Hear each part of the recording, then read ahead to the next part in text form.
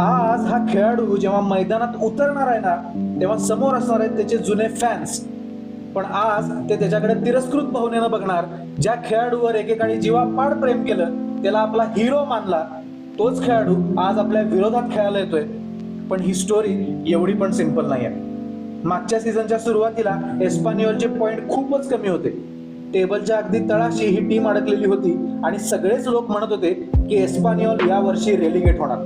अशा परिस्थितीमध्ये गोलपोस्ट मध्ये भिंतीसारखा उभा राहिला जोआन गार्सिया, एक तरुण गोलकीपर, पण त्याच्यावर जबाबदारी प्रचंड होती. मागच्या सीझन मध्ये त्यानं एका मागोमाग एक सेव्ह केले, क्रुशल सेव्ह केले, वन ऑन वन सेव्ह केले, अगदी शेवटच्या मिनिटाला सेव्ह करून त्यानं क्लीन शीट परफॉर्मन्सेस दिले.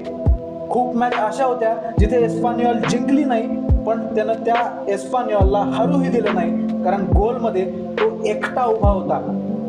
हळूहळू पॉइंट यायला लागले, कॉन्फिडन्स वाढला आणि एस्पानियोल रेलिगेशन झोन मधून बाहेर आली. अक्षरशः शेवटच्या काही आठवड्यामध्ये त्याच्या सेव्ह मुळेच एस्पानियोल वाचली, हे एक्झॅजरेशन नाही, ही फॅक्ट आहे. त्याची सुपरमॅन सारखी मिरवणूक अक्षरशः एस्पानियोल स्टेडियमवर मागच्या सीझनच्या शेवटी काढण्यात आलेली होती.